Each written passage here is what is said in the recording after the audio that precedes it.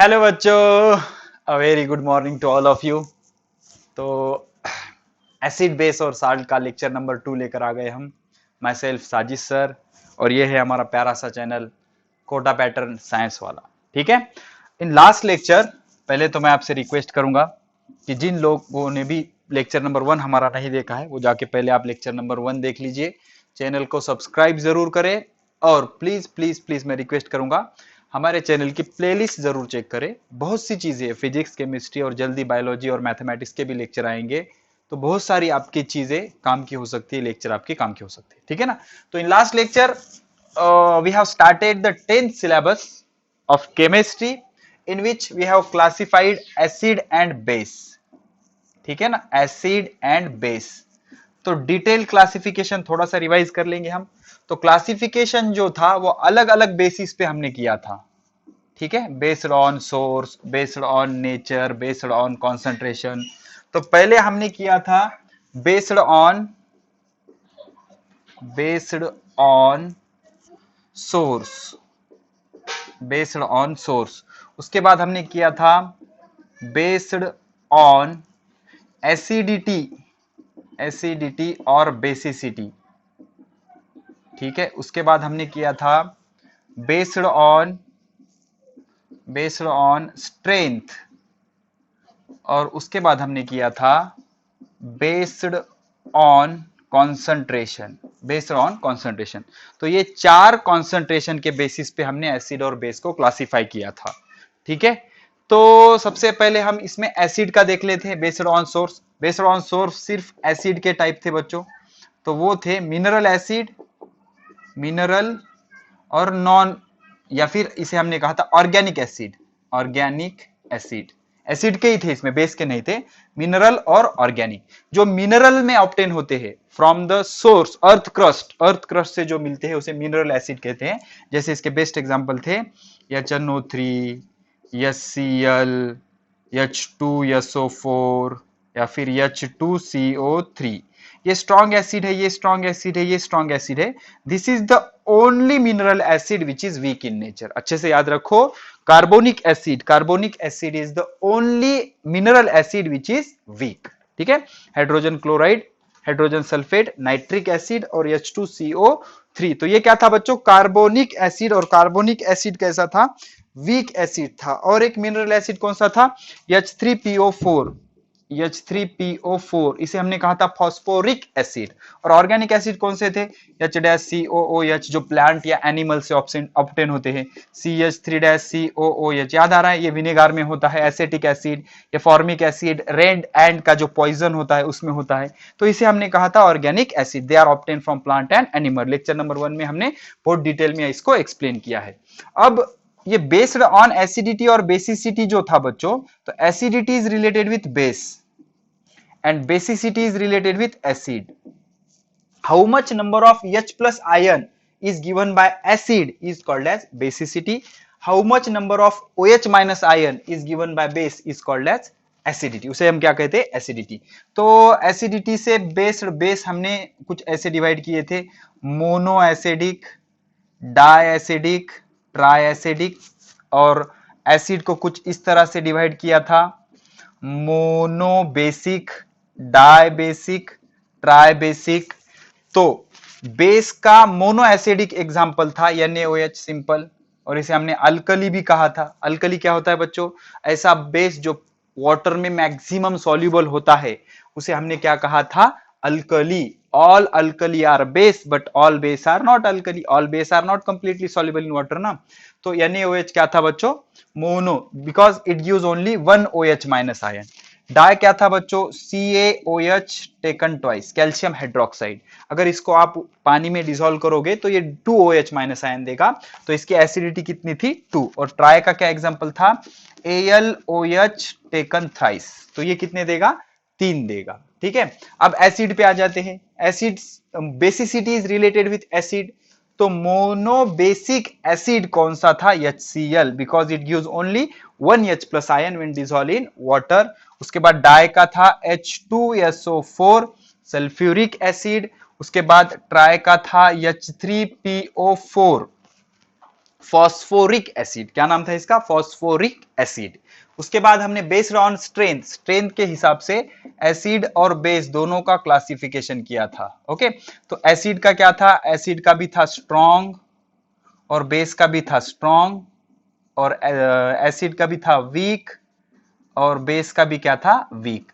अब देखो यहां पर एक इंटरेस्टिंग चीज हमने लास्ट लेक्चर में डिस्कस की थी, adding maximum acid doesn't mean that it is strong. Add करने के बाद जो मैक्सिमम H प्लस आयन देता है उसे हम क्या कहते हैं? स्ट्रॉन्ग। जैसे कि आप HCl ले लो, अगर HCl में आप 100 मोल HCl वाटर में ऐड करोगे तो 100 का 100 मोल डिसॉल्व होके 100 H प्लस आयन, एक रफ आइडिया बता रहा हूं, 100 H प्लस आयन देगा, तो वो क्या हो गया? Strong acid, it is strong acid. और वीक एसिड का एग्जांपल अच्छे से ले लेंगे, mineral acid H2CO3। Carbonic acid is a weak acid. Carbonic acid क्या होता है बच्चों? वीक एसिड होता है, because it does not dissolve in that much amount, मतलब उतने H प्लस आयन वो नहीं देता। और अगर आप बेस की बात करोगे तो KOH and NaOH are the best example for strongness. Alkali होते हैं ना वो KOH और NaOH, जब इसको हम वाटर में ऐड करेंगे तो पूरे पिघल जाएंगे और मैक्सिमम OH माइनस आयन वो प्रोड्यूस करेंगे। और ammonium hydroxide NH4OH is the best example for weak base, best example for weak base. अब बेस्ड ऑन कॉन्सेंट्रेशन हमने दो टाइप किए थे, एसिड और बेस दोनों के, एसिड और बेस दोनों के दो टाइप किए थे हमने, एक कॉन्सेंट्रेटेड और दूसरा डाइल्यूट। एक कॉन्सेंट्रेटेड और दूसरा डाइल्यूट। तो कॉन्सेंट्रेटेड मतलब जिसमें OH माइनस का अमाउंट ज्यादा होता है उसे हम कहते हैं कॉन्सेंट्रेटेड बेस, और जिसमें H प्लस आयन का अमाउंट ज्यादा होता है उसे हम कहते हैं concentrated acid, concentrated acid, concentrated base. और जिसमें OH माइनस आयन, ये OH माइनस ज्यादा, H प्लस ज्यादा, OH माइनस आयन कम या H प्लस आयन का कॉन्सेंट्रेशन कम। एसिड ज्यादा doesn't mean that concentrated. H plus ion ज्यादा मतलब कॉन्सेंट्रेटेड, OH माइनस आयन ज्यादा मतलब कॉन्सेंट्रेटेड। H प्लस आयन कम मतलब डाइल्यूट, OH माइनस आयन कम मतलब डाइल्यूट। मतलब अब मैं आपको एग्जांपल बताता हूं, इमेजिन करो आपने H2CO3 बहुत ज्यादा ऐड किया है, बहुत ज्यादा, तो इसका मीनिंग वो कॉन्सेंट्रेटेड हो गया क्या? नहीं, बिकॉज वो उतने H प्लस आयन जनरेट कर सकता है क्या? नहीं। ठीक है ना? सो this is the complete classification, short revision of last lecture. अब यहां पर मैं आपको बहुत ही इंटरेस्टिंग एक चीज बताता हूं, वो चीज कुछ इस तरह से है कि वाई कुछ मैं बताता हूं आपको, डायबेसिक, मोनोबेसिक या फिर डायएसिडिक, मोनोएसिडिक कैसा डिसाइड होता है। ठीक है ना? तो मैं कुछ एग्जांपल लिख लूंगा, उसके बाद हम डिसाइड करेंगे कैसे आया। ठीक है, तो चलो पहले हम लिख लेते हैं HCl। HCl क्या है बच्चों? मोनोबेसिक एसिड, मोनोबेसिक एसिड लिखते जाओ आप, मोनोबेसिक एसिड। अब उसके बाद H2SO4, H2SO4 ये क्या है? डायबेसिक एसिड, सीधा सीधा है ना, it gives 1H plus, it gives 2H plus. ठीक है, अब आएंगे हम HNO3 पे, HNO3 नाइट्रिक एसिड, इसके नाम लास्ट लेक्चर में मैंने सबके दिए आपको, HNO3 नाइट्रिक एसिड, ये भी कितना देता है? 1H plus ion. ठीक है, अब हम आएंगे H3PO4 पे, H3PO4 पे। अब ये क्या है बच्चों? This is tribasic acid, this is what? Tribasic acid, because it gives 3H plus ion. और अगर आप लोगे H3PO3 तो आप कंफ्यूजन होगा ना बच्चों, यहां पे भी 3H है, यहां पे भी 3H है, तो इसका नाम क्या था? पहले हम लिख लेंगे, इसका नाम था फॉस्फोरिक एसिड। ठीक है ना? फॉस्फोरिक एसिड, और इसका नाम है phosphorous acid, phosphorous acid. Last time मैंने बताया था आपको ये लॉजिक, रिक और रस का। ठीक है, तो ये फॉस्फोरस एसिड और ये फॉस्फोरिक एसिड, तो ये कितने आयन देता है? 2H plus, 2H plus. अब इस पे आप क्वेश्चन करोगे टीचर को तो टीचर आपको गालियां बकेंगे, झंडूगिरी करेंगे। ठीक है ना? मैं इसका एग्जैक्ट रीजन आपको बताता हूं, ये why, it is why tri basic acid and it is why dibasic acid. इसका रीजन है इसके स्ट्रक्चर में बच्चों। कैसा? देख लो, H3PO4 का स्ट्रक्चर कैसा होता है? Phosphorus, oxygen, hydrogen, oxygen, hydrogen, oxygen hydrogen. कोई रॉकेट साइंस नहीं, आपको भी आ जाएगी ये चीजें प्रैक्टिस से। और आखिरी में डबल बॉन्डेड, यहां पर ऑक्सीजन होता है, कुछ इस तरह से इसका स्ट्रक्चर होता है। तो एक चीज याद रखो बच्चों, जब भी हम एसिडिटी या बेसिसिटी डिटरमाइन कर रहे हैं तो हर वो ऑक्सीजन लूज हो, सॉरी हर वो हाइड्रोजन लूज होगा जो ऑक्सीजन से अटैच है, दूसरा हाइड्रोजन लूज नहीं होगा। इसका भी रीजन क्या होता है, अब क्या होगा, यहाँ का ये हाइड्रोजन ऑक्सीजन से अटैच है, ये लूज हो सकता है, ये ऑक्सीजन हाइड्रोजन से अटैच है, लूज हो सकता है, ये ऑक्सीजन हाइड्रोजन से अटैच है, लूज हो सकता है। अब इसका रीजन क्या है कि क्यों लूज हो सकता है, वो भी हम डिस्कस करेंगे विद इन 2 मिनट।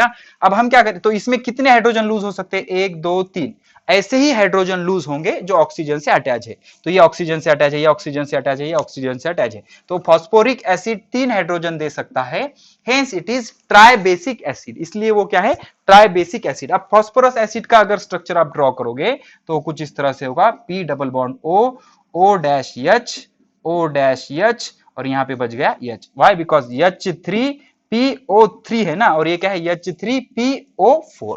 ठीक है, तो ये हाइड्रोजन लूज होगा, ये हाइड्रोजन लूज होगा, लेकिन ये हाइड्रोजन लूज नहीं होगा। अब ऐसा क्यों होता है सर, ये भी क्वेश्चन है। तो इसका रीजन होता है बच्चों, जो ऑक्सीजन होता है इट इज मोर इलेक्ट्रोनिगेटिव। ठीक है ना, oxygen is more electronegative. Which element is highest electronegative in universe. पहले तो सर आप हमें ये बताइए कि इलेक्ट्रोनिगेटिव क्या होता है। इलेक्ट्रोनिगेटिव मतलब जो इलेक्ट्रॉन को खुद की तरफ अट्रैक्ट करने की एबिलिटी ज्यादा रखता है, उस एटम को कहते हैं हाई इलेक्ट्रोनिगेटिव। ऐसी मैक्सिमम कैपेसिटी है फ्लोरीन में। यूनिवर्स का सबसे मैक्सिमम इलेक्ट्रोनिगेटिव एटम कौन सा है, फ्लोरीन। फ्लोरीन के बाद आई थिंक नाइट्रोजन आता है, फिर ऑक्सीजन आता है। ये कुछ ऐसे एलिमेंट है जो इलेक्ट्रॉन को अपनी तरफ अट्रैक्ट करने की एबिलिटी ज्यादा रखते हैं। इसलिए ये दोनों इलेक्ट्रॉन कौन अट्रैक्ट कर लेगा, ऑक्सीजन, और हाइड्रोजन को रिलीज कर देगा प्लस आयन के फॉर्म में। और इस पे प्लस चार्ज क्यों आया, बिकॉज दोनों इलेक्ट्रॉन किसने ले लिए, ऑक्सीजन ने। तो ये भी सेम प्रोसेस रिपीट होगी, ये भी सेम प्रोसेस रिपीट होगी। ये 3 H प्लस आयन रिलीज करेगा, इसलिए उसे क्या कहते हैं, ट्राइबेसिक एसिड। यहां पर देखो, ये ऑक्सीजन इसको रिलीज करेगा, ये ऑक्सीजन इसको रिलीज करेगा पॉजिटिव आयन के फॉर्म में, लेकिन ये फास्फोरस की इलेक्ट्रोनिगेटिव उतनी ज्यादा नहीं होती, तो ये हाइड्रोजन रिलीज होगा क्या, नहीं। तो यहां पर सिर्फ 2 हाइड्रोजन रिलीज होंगे। इसलिए फास्फोरस एसिड 3 हाइड्रोजन होने के बावजूद क्या है, डायबेसिक है, because only 2 hydrogen are linked with oxygen. और फास्फोरिक एसिड जो है ट्राइबेसिक एसिड है। इसका रीजन है फास्फोरिक एसिड के तीनों हाइड्रोजन ऑक्सीजन से लिंक्ड है। समझ गया अभी, बढ़िया। ओके, चलो पॉज करके नोट कर लो, और बढ़िया बढ़िया लॉजिक बताता हूं मैं आपको। हो गया, चलो ठीक है। अब डिस्कस करते हैं हम कुछ हमारे ऑर्गेनिक एसिड की बेसिसिटी या एसिडिटी। ठीक है ना, सेम लॉजिक होता है उसका।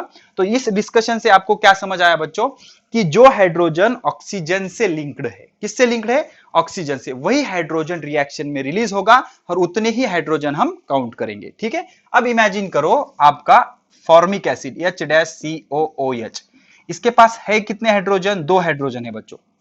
तो होना क्या चाहिए, डायबेसिक, लेकिन होता क्या है, मोनोबेसिक एसिड, एक ही हाइड्रोजन दे सकता है। उसका रीजन क्या है, इसका स्ट्रक्चर, क्या स्ट्रक्चर है देखो, H-C डबल बॉन्ड O-H, ऐसे इसका स्ट्रक्चर होता है। ये आएगा आपको, आपके सिलेबस में है ये, आखिरी चैप्टर उसमें हम डिस्कस करेंगे। अब यहां पर डिस्कस करने गए तो आधा घंटा इधर ही चला जाएगा। ठीक है ना, तो सिर्फ ये हाइड्रोजन रिलीज होगा बच्चों, ये रिलीज होगा क्या, नहीं, because it is bonded to carbon. तो ये एक ही हाइड्रोजन दे सकता है, इसलिए क्या है, मोनोबेसिक एसिड। ठीक है, अब एसिटिक एसिड पे आते हैं, CH3-COOH। ओके, तो इसके पास कितने हाइड्रोजन है, 3 और 1 4। तो कितना होना चाहिए, टेट्राबेसिक एसिड होना चाहिए, लेकिन ऐसा नहीं होता। इसका रीजन क्या है, इसका स्ट्रक्चर कैसा होता है बच्चों, कार्बन, उसको 3 हाइड्रोजन कुछ इस तरह से होते हैं, फिर ये कार्बन डबल बॉन्डेड ऑक्सीजन, फिर ये एक ऑक्सीजन, फिर एक हाइड्रोजन। और ये डबल बॉन्डेड, ये सिंगल बॉन्डेड। इसका छोटा सा हिंट बता देता हूं मैं बच्चों, कार्बन का जो एटॉमिक नंबर होता है वो 6 होता है। पहले ऑर्बिट में 2 इलेक्ट्रॉन होते हैं, दूसरे ऑर्बिट में 4 होते हैं। तो ऑक्टेट स्टेट, जिसे हम स्टेबल स्टेट कहते हैं, कंप्लीट करने के लिए और कितने चाहिए, 4 इलेक्ट्रॉन चाहिए। इसलिए कार्बन को हमेशा कितने बॉन्ड होते हैं, 4। तो 1 2 3 4, ये 4 बॉन्ड की वजह से 1 2 3 4 यहां पर डबल बॉन्ड होता है। और हमने ऑलरेडी बताया आपको कि ऑक्सीजन की इलेक्ट्रोनिगेटिविटी ज्यादा होती है, इसलिए वो मल्टीपल बॉन्ड बना सकता है। ठीक है, तो ये एक ही हाइड्रोजन रिलीज कर सकता है, ये हाइड्रोजन नहीं रिलीज हो सकता, ये हाइड्रोजन रिलीज नहीं हो सकता, ये हाइड्रोजन रिलीज नहीं हो सकता। इसका रीजन है कार्बन की इलेक्ट्रोनिगेटिविटी ऑक्सीजन इतनी हाई नहीं होती, हेंस ये दोनों इलेक्ट्रॉन ये अपनी तरफ नहीं ले सकता, लेकिन ये ऑक्सीजन बहुत कलाकार होता है, दोनों इलेक्ट्रॉन अपनी तरफ ले लेगा और इस पे प्लस चार्ज आके रिलीज कर देगा सॉल्यूशन में, तो वो क्या हो गया, मोनो बेसिक। आई होप आपको ये सारी चीजें समझ आ गई होंगी। ठीक है, तो इस तरह से ये कुछ बेसिक से आइडियाज थे लास्ट लेक्चर के। ठीक है, तो आज हम हमारा लेक्चर शुरू करेंगे एक बढ़िया से कंसेप्ट से। हेडिंग लगा लो, हेडिंग लगा लो, इंडिकेटर। ठीक है बच्चों, ये बच्चों को बहुत हार्ड जाता है, लेकिन आज मैं इतना सिंपल कर दूंगा कि छोटे बच्चे को भी समझ आ जाएगा कि इंडिकेटर होता क्या है। ठीक है, लगा लो हेडिंग इंडिकेटर।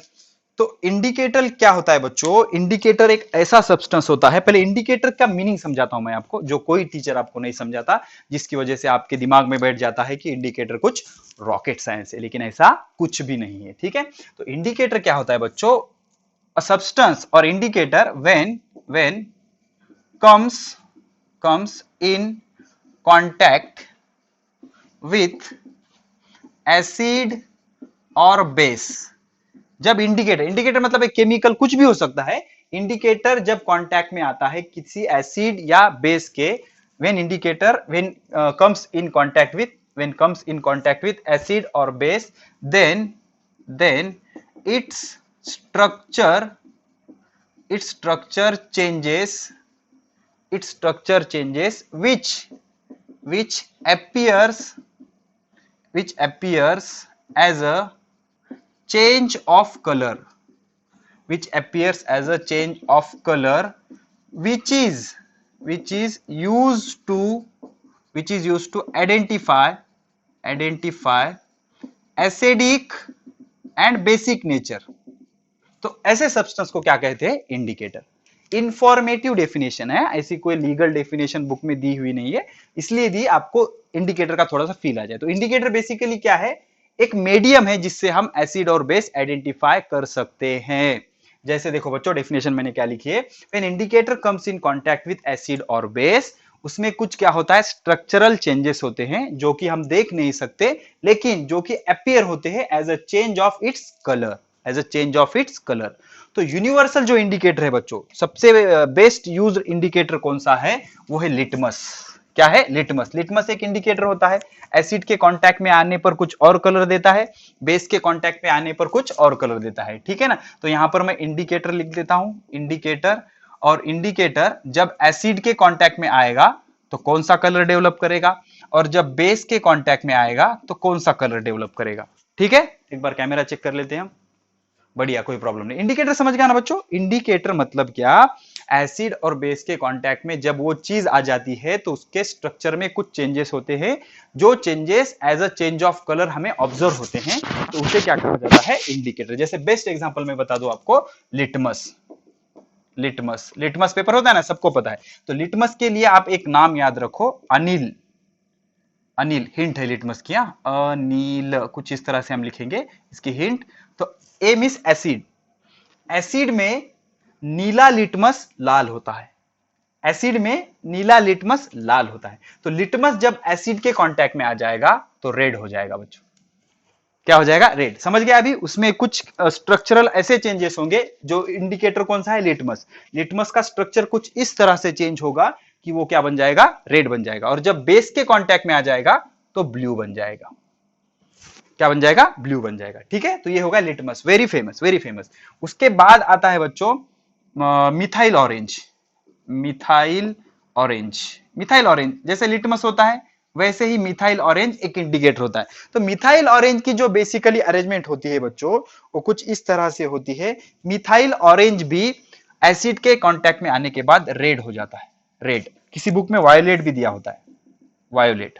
ठीक है, रेड वायोलेट, कोई प्रॉब्लम नहीं, रेड। नॉर्मली आप रेड याद रखो, ऐसा याद कर रखो आपकी एसिड को रेड कलर पसंद है, एसिडिक। ठीक है, मतलब डर लगना चाहिए ना आपको, एसिड, अरे एसिडिटी हो गई, पेट दुख रहा है, रेड कलर, डेंजरस साइन, ऐसे याद रखो। एसिडिटी होने के बाद स्टमक पेन होता है ना, तो red colour is acidic. Okay, और ये जो बेस होता है ना बच्चों, आई थिंक ये होता है येलो।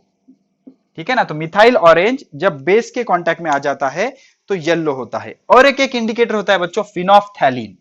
कौन सा, फिनोफ्थैलीन। आई होप ये सारी चीजें आप नोट कर रहे हो। फिनोफ्थैलीन। तो फिनोफ्थैलीन जब एसिड के कांटेक्ट में आता है तो वो कलरलेस बन जाता है। क्यों, बिकॉज उसमें कुछ चेंजेस स्ट्रक्चरल ऐसे होते हैं कि वो कलरलेस डेवलप होता है और इसके कांटेक्ट में आने के बाद वो पिंक हो जाता है। किस तरह से होता है वो? पिंक कलर का। अगर पिंक कलर का हो गया तो वो किसके कांटेक्ट में आया? बेस के कांटेक्ट में आया। और एक होता है बच्चों, और क्या होता है? PH scale. PH scale, Sorensen नाम के साइंटिस्ट ने एक स्केल बनाई है जिसे हम पीएच स्केल कहते हैं। हम वो डिटेल में पढ़ेंगे, चैप्टर के एंड में है हमारे। पीएच स्केल होता है, उस पर मार्किंग होती है। मार्किंग कैसे होती है बच्चों? 0 to 7, 7 to 14 ऐसे मार्किंग होती है। वहां पे डिटेल बताऊंगा मैं। 0 1 2 3 4 5 6 7 7 8 9 10 11 12 14। तो जितना वो इधर आएगा उतना स्ट्रॉन्ग एसिडिक नेचर बताएगा। मीन्स किसी का अगर पीएच 1 है तो वो ज्यादा एसिडिक है, 2 है तो कम एसिडिक है। जैसे जैसे वो 7 की तरफ जाएगा तो उसका एसिडिक नेचर वीक होता जाएगा। और ये जो है ये न्यूट्रल होता है बच्चों, न्यूट्रल, ना एसिडिक ना बेसिक। और जैसे जैसे वो 14 की तरफ जाएगा वो बेसिक नेचर। और क्यों होता है, क्या होता है, हम स्केल में देखेंगे, ज्यादा बर्डन लेने की अभी जरूरत नहीं। तो जितना पीएच कम उतना ज्यादा एसिडिक। जैसे HCl, जो स्ट्रॉन्ग एसिड होते हैं उनका पीएच 1 की तरफ होता है या 0 की तरफ होता है, 1 की तरफ होता है। ओके। और जो बेसिक होते हैं, बेसिक 1 0 0 नहीं, सॉरी, जो बेसिक होता है वो 7 to 14 होता है। हम पीएच के अच्छे से डिस्क्राइब करेंगे बच्चा, टेंशन मत लो। तो जितना वो कम होगा उतना क्या होगा? एसिडिक। और जितना ज्यादा होगा उतना क्या होगा? बेसिक। और जब सेंटर में आएगा इसका मीनिंग क्या होता है? न्यूट्रल। ठीक है ना? तो 14 की तरफ अगर वो जाएगा तो बेसिक स्ट्रेंथ बढ़ती जाएगी और 1 की तरफ आएगा तो एसिडिक स्ट्रेंथ बढ़ती जाएगी। इसका कंस्ट्रक्शन वर्किंग हम चैप्टर के एंड में देखेंगे। और आखिरी जो मुझे बहुत हार्ड जाता था स्टूडेंट लाइफ में, एक्चुअली बहुत इजी होता है वो, यूनिवर्सल इंडिकेटर। लेकिन टीचर लोग कुछ बताते नहीं है इसके बारे में। Universal indicator, basically universal indicator क्या होता है बच्चों? VIBGYOR, ऐसे 7 कलर की एक स्ट्रिप होती है। अगर आप इसको स्ट्रॉन्ग एसिड के कांटेक्ट में लाओगे तो आपको पता है एसिड को कौन सा कलर पसंद है? रेड। तो वो किस तरफ जाएगा? रेड की तरफ। तो एसिडिक नेचर बढ़ेगा, एसिडिक नेचर बढ़ेगा रेड की तरफ।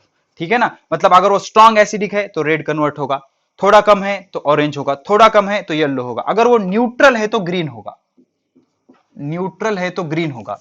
अगर वो बेसिक है, अगर वो बेसिक है तो वायलेट होगा। स्ट्रॉन्ग बेसिक है तो वायलेट होगा, उससे कम बेसिक है तो इंडिगो होगा, उससे कम बेसिक है तो ब्लू होगा। ये कौन सा नेचर है? Basic nature. ये कौन सा नेचर है? Basic nature. समझ गया? ये होता है यूनिवर्सल इंडिकेटर। तो यूनिवर्सल इंडिकेटर क्या होता है? ये कलर अगर ग्रीन दिखा दिया उसने तो इसका मतलब होता है न्यूट्रल, और इधर गया तो एसिडिक, इधर गया तो बेसिक। ठीक है? So this is all about indicator. तो बेसिकली इंडिकेटर क्या होता है? When it comes in contact with acid और base, there are certain chemical changes और certain changes in that structure which appears as a colour. ठीक है? तो pause करके सारी चीजें नोट कर लो।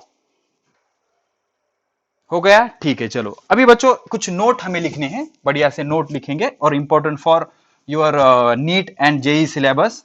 Okay, foundation, as a foundation. तो जो कार्बोनिक एसिड होता है, कार्बोनिक एसिड होता है H2CO3, तो ये एसिड है ना बच्चों, तो बेसिकली होना क्या चाहिए? Blue litmus, blue litmus red होना चाहिए, रेड होना चाहिए। लेकिन रेड नहीं होता बच्चों, रेड नहीं होता। क्या होता है? ब्लू लिटमस पिंक होता है। तो इससे क्या होगा सर? ब्लू लिटमस अगर पिंक हो गया तो क्या हो गया सर? ये क्या इंडिकेट करता है? कि it is a weak acid. क्या है ये? Weak acid. And it is the only mineral acid which is weak in nature. समझ रहे हैं आपको? Carbonic acid H2CO3 mineral acid है 101%। अगर इसमें ब्लू लिटमस रखा आपने तो रेड होना चाहिए, लेकिन होता नहीं, पिंक होता है। और ये क्या इंडिकेट करता है? कि कार्बोनिक एसिड कौन सा एसिड है? Weak acid, weak acid. ठीक है? उसके बाद नोट नंबर 2, ये नोट नंबर 1, ये नोट नंबर 2, एक्वा रेगिया। इंपॉर्टेंट है बच्चों, एक्वा रेगिया इंफॉर्मेशन होना चाहिए। किसे कहते हैं एक्वा रेगिया? सोल्यूशन होता है किसका किसका? Concentrated HCl to concentrated HNO3 का सोल्यूशन होता है। बहुत ही हाईली कॉन्सेंट्रेटेड एसिडिक सोल्यूशन होता है जो Nobel metal like silver, platinum या गोल्ड इन्हें भी डिसॉल्व कर देता है। ठीक है ना? सिल्वर, प्लेटिनम, गोल्ड इन्हें भी डिसॉल्व कर सकता है। ऐसा एक स्ट्रॉन्ग सॉल्यूशन होता है कॉन्सेंट्रेटेड HCl, कॉन्सेंट्रेटेड HNO3 का, उसे हम एक्वा रेगिया कहते हैं। और इसका जो प्रोपोर्शन होता है HCl का 3, HNO3 का 1। तो एक्वा रेगिया क्या होता है बच्चों? Basically 3:1 solution of concentrated HCl and concentrated HNO3, and it has ability to dissolve the noble metal like silver, platinum and gold. ठीक है? पॉज करके नोट कर लो। ठीक है, चलो अभी next heading, olfactory indicator. Next heading क्या है बच्चों? ऑफ्लैक्टरी इंडिकेटर, हेडिंग लगा लो ऑफ्लैक्टरी इंडिकेटर, ऑफ्लैक्टरी इंडिकेटर। तो देखो बच्चों, ऑफ्लैक्टरी इंडिकेटर की डेफिनेशन लिख देता हूं मैं पहले। द सब्सटेंस, ऐसे सब्सटेंस, द सब्सटेंस लिख लो बच्चों, लिख रहे हो ना, नोट्स बनाओ। The substance which change it's smell, which change it's smell, जिसकी स्मेल चेंज होती है, when comes in contact with acid and base, ठीक है ना। ऐसे सब्सटेंस जिसका स्मेल चेंज होता है जब वो एसिड या बेस के कांटेक्ट में आता है, और इस वजह से hence it is used as indicator for acid and base, इसलिए इसका यूज हम कर सकते हैं as a indicator for acid and base. ऐसे सब्सटेंस को क्या कहते हैं, ऑफ्लिक्टरी इंडिकेटर। क्या कहते हैं बच्चों, ऑफ्लिक्टरी इंडिकेटर, ठीक है। तो इसका जो एग्जांपल है बच्चों वो होता है ओनियन, बेस्ट एग्जांपल ओनियन या वैनिला इसेंस, वैनिला की तरह स्मेल होता है इसका, या ओलिव ऑयल, लौंग का तेल, लौंग होते हैं ना बच्चों, लौंग सौंफ के साथ हम खाते हैं या सुपारी के साथ हम खाते हैं। ओलिव ऑयल जब ये बेस के कांटेक्ट में आते हैं, इन कांटेक्ट विथ बेस, तो सबको पता है ओनियन की बहुत स्ट्रॉन्ग स्मेल होती है। वैनिला इसेंस का तो हमेशा स्ट्रॉन्ग स्मेल होगा। ओलिव ऑयल, लौंग का स्मेल बहुत हार्ड होता है बच्चों, लौंग समझता है ना, ठीक है ना, बारीक सी ब्लैक कलर की होती है लौंग, ओके, तो लौंग कहते हैं उसे, ठीक है ना। Onion, vanilla essence, olive oil, बहुत स्ट्रॉन्ग स्मेल होता है इसका। ये सब ऑफ्लेक्टरी इंडिकेटर है। और कैसे यूज होते हैं, जब ये कांटेक्ट में आते हैं बेस के तो स्मेल लूज करते हैं, लूज स्मेल। और अगर वो एसिड के कांटेक्ट में आते हैं, तो स्मेल लूज नहीं करते। सिंपल। तो अगर किसी सब्सटेंस के कांटेक्ट में आने के बाद ये स्मेल लूज नहीं कर रहे हैं तो उसका नेचर कौन सा है, एसिड। और किसी सब्सटेंस के कांटेक्ट में आने के बाद ये सारी चीजें या इनमें से कोई एक अपना स्मेल लूज कर रहा है तो उसे हम क्या कहेंगे, वो सब्सटेंस क्या है, बेस है। तो लिटमस वगैरह इजीली अवेलेबल नहीं होता, लेकिन ओनियन महंगा है लेकिन अवेलेबल है अभी, ठीक है ना। तो वैनिला एसेंस, ये सारी चीजें इजीली अवेलेबल है, इसे हम क्या कहते हैं, ऑफ्लैक्टरी इंडिकेटर। और इससे हम क्या आइडेंटिफाई कर सकते हैं, एसिडिक और basic nature of any substance. तो इसे हम क्या कहते हैं, ऑफ्लैक्टरी इंडिकेटर। पॉज करके अच्छे से नोट कर लो बच्चों।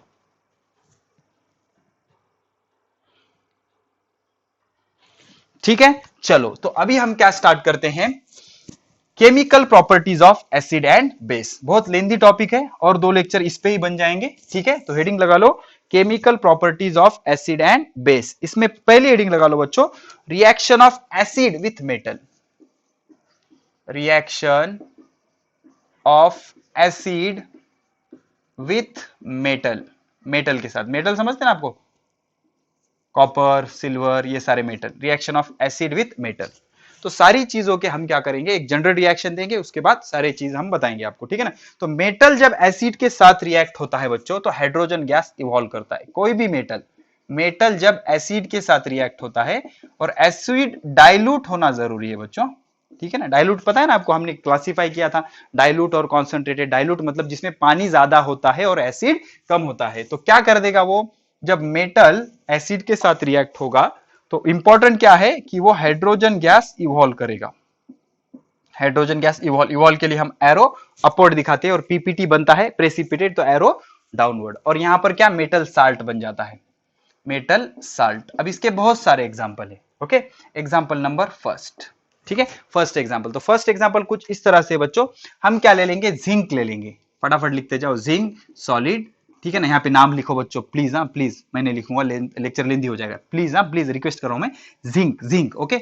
और यहाँ पे लिख रहा हूं मैं H2SO4, ये कैसा होना चाहिए, डाइल्यूट, प्लीज इसका भी नाम लिखो please, H2SO4, sulphuric acid, zinc sulphuric acid. तो होगा क्या बच्चों, होगा क्या, जिंक और SO4 का तैयार होगा zinc sulphate, ZnSO4 aqueous, aqueous मतलब पानी, ओके। इसका भी नाम लिखो प्लीज, हाँ, जिंक सल्फेट लिख लिया। जिंक सल्फेट, ओके, और बचा क्या, हाइड्रोजन, तो ये हाइड्रोजन इस तरह से इवॉल्व हो जाएगा।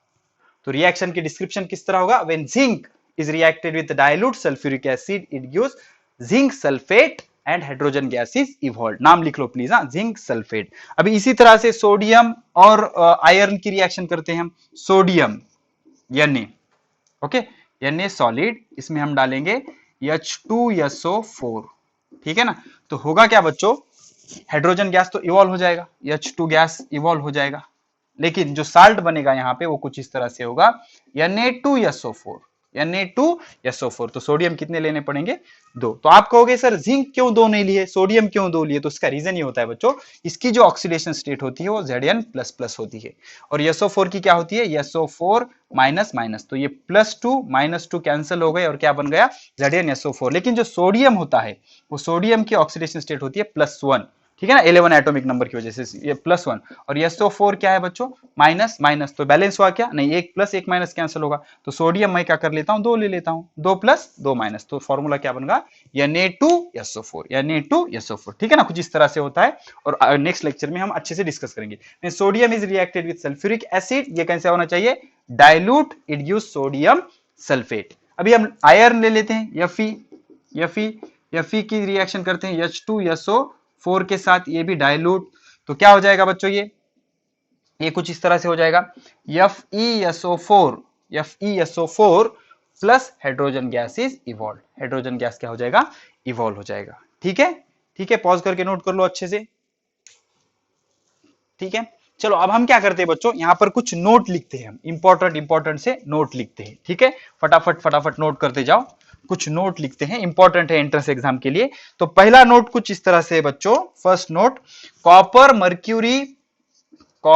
मर्क्यूरी, उसके बाद फिर सिल्वर जो होता है, do not react with concentrated HCl and H2SO4, तो HCl एंड H2SO4 के साथ ये मेटल रिएक्ट नहीं होते, बिकॉज दे आर स्टेबल, उनकी स्टेबिलिटी ज्यादा होती है। कॉपर, मर्क्यूरी, सिल्वर, ये मेटल HCl और H2SO4 के साथ रिएक्ट नहीं होते। और जो दूसरी इसमें ये है बच्चों, नॉन मेटल, ये सारे क्या थे, metal, non metal do not react with acid to produce hydrogen gas.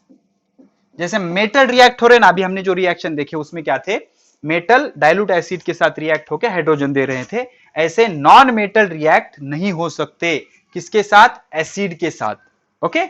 उसका रीजन भी बताऊंगा मैं। जो नॉन मेटल होते हैं बच्चों, ठीक है, बाद में देखेंगे हम, non metal do not react with acid to produce hydrogen gas, ठीक है। इतना पॉज करके अच्छे से नोट कर लो,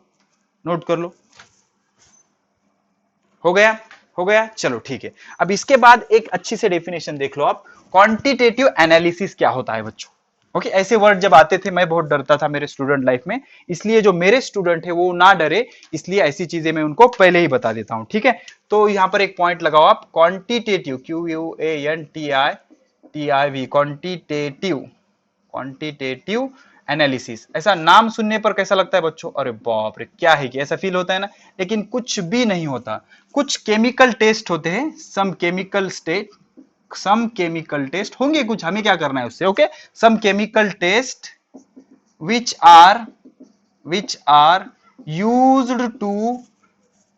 are used to determine some chemical state which are used to determine the nature of salt। अब ये साल्ट क्या होता है बच्चों, जब एसिड और बेस रिएक्ट होते हैं तो क्या बनता है, साल्ट एंड वाटर। तो कुछ केमिकल टेस्ट होते हैं जिसका हम यूज करते हैं डिटरमाइन करने के लिए, क्या डिटरमाइन करने के लिए, नेचर किसका, साल्ट का। तो उसे क्या कहते हैं बच्चों, क्वांटिटेटिव एनालिसिस। पॉज करके नोट कर लो, चलो अभी आज के लेक्चर का आखिरी point, reaction of base with metal, ठीक है, reaction of base with metal. तो क्या होता है बच्चों, जो मेटल होता है, मेटल बेस के साथ रिएक्ट होता है, और बेस कैसा होना चाहिए, स्ट्रॉन्ग बेस होना चाहिए, और क्या प्रोड्यूस करता है, हाइड्रोजन गैस, हाइड्रोजन गैस। कुछ ट्रिकी से रिएक्शन है बच्चों, एक एक एक एक बताऊंगा मैं डिटेल में। उसमें सबसे पहले जो रिएक्शन है वो है जिंक की रिएक्शन, ठीक है ना। Zinc, zinc solid when reacted with NaOH, okay, NaOH में सोडियम हाइड्रोक्साइड, NaOH। तो जो सब्सटेंस बनता है उसका फॉर्मूला और नाम कुछ इस तरह से, sodium zincate. somebody knows formula for sodium zincate? Na2 ZnO2, ZnO2। तो इसे हम क्या कहेंगे, सोडियम जिंकेट। लिख देता हूं मैं नाम, सोडियम जिंकेट। और हाइड्रोजन गैस इवॉल्व होता है, हाइड्रोजन गैस इवॉल्व होता है। तो रिएक्शन को बैलेंस करेंगे हम। सोडियम इधर कितने हैं, 2, तो इसको 2 से मल्टीप्लाई करना पड़ेगा। 2 से मल्टीप्लाई करेंगे, सोडियम 2, जिंक 1, तो ऑक्सीजन दोनों निकल के बचा क्या, हाइड्रोजन। तो जिंक की रिएक्शन जब स्ट्रॉन्ग बेस के साथ होगी, सोडियम हाइड्रोक्साइड के साथ, तो सोडियम जिंकेट बनेगा और हाइड्रोजन गैस इवॉल्व होगा, ठीक है। सेकंड रिएक्शन हम लिख लेंगे एल्यूमिनियम की, ठीक है, एल्यूमिनियम की। बच्चों ये रिएक्शन नॉर्मली टीचर लोग स्किप करते हैं, लेकिन हम नहीं करेंगे। एल्यूमिनियम की रिएक्शन करेंगे हम NaOH के साथ। NaOH क्या है बच्चों, सोडियम हाइड्रोक्साइड, स्ट्रॉन्ग बेस है। तो इसके साथ रिएक्शन होने के बाद जो साल्ट बनता है वो होता है sodium Meta aluminate, sodium Meta aluminate, ठीक है ना, सोडियम मेटा एल्यूमिनेट। जब आप ये रिएक्शन पढ़ोगे तो पहले आप ये फॉर्मूले याद करना जरूरी होता है। सोडियम मेटा एल्यूमिनेट, इसका फॉर्मूला होता है बच्चों NaAlO2, NaAlO2। अब इसको करेंगे हम बैलेंस, ठीक है। तो देख लो ऑक्सीजन कितने हैं, 2, तो इसको कितने से मल्टीप्लाई करना पड़ेगा, 2 से। और हाइड्रोजन इवॉल्व होता है बच्चों, हाइड्रोजन गैस इवॉल्व होता है, तो इसको 2 से मल्टीप्लाई करेंगे तो सोडियम कितने हो गए, 2, तो इसको 2 से मल्टीप्लाई करना पड़ेगा। तो एल्यूमिनियम कितने हो गए, 2, तो इसको 2 से मल्टीप्लाई करना पड़ेगा। हाइड्रोजन कितने हैं, 2, तो 2 क्या हो गए, बैलेंस हो गए। इसका नाम क्या है बच्चों, सोडियम मेटा एल्यूमिनेट। अब लास्ट तीन की रिएक्शन होगी बच्चों। टीन का सिंबल पता है आपको, SN, टीन, ठीक है ना। टीन की रिएक्शन अगर आप NaOH के साथ करोगे, NaOH जो कि स्ट्रॉन्ग बेस है, तो क्या बनेगा बच्चों, सोडियम स्टैनाइट, सोडियम स्टैनाइट। सोडियम स्टैनाइट कुछ इस तरह से होता है, Na2SnO2, ठीक है ना, सोडियम स्टैनाइट। इंपॉर्टेंट रिएक्शन है, सोडियम स्टैनाइट और हाइड्रोजन गैस इवॉल्व होगा, सोडियम स्टैनाइट बनेगा बच्चों। बैलेंसिंग एकदम सिंपल है। सोडियम कितने हैं, 2, तो इसको कितने से मल्टीप्लाई करना पड़ेगा, 2 से मल्टीप्लाई करना पड़ेगा। ऑक्सीजन 2 हो गए, तो टीन यहाँ पर एक ही है, यहाँ पर एक ही है, और हाइड्रोजन गैस क्या हो गया, इवॉल्व हो गया, तो सोडियम स्टैनाइट। तो कुछ बेस भी होते हैं जो मेटल के साथ रिएक्ट होते हैं, लेकिन बेस कैसे होने चाहिए, स्ट्रॉन्ग बेस के साथ रिएक्ट होते हैं और हाइड्रोजन गैस इवॉल्व करते हैं। तो ये क्या हो गया इसका एक्सेप्शन, ठीक है बच्चों। तो अच्छे से इसको नोट डाउन कर लो। जल्दी मिलते हैं लेक्चर नंबर 3 पे और बढ़िया बढ़िया कुछ रिएक्शन लेकर आएंगे, ठीक है। पढ़ाई करते रहे, ऑल द वेरी बेस्ट।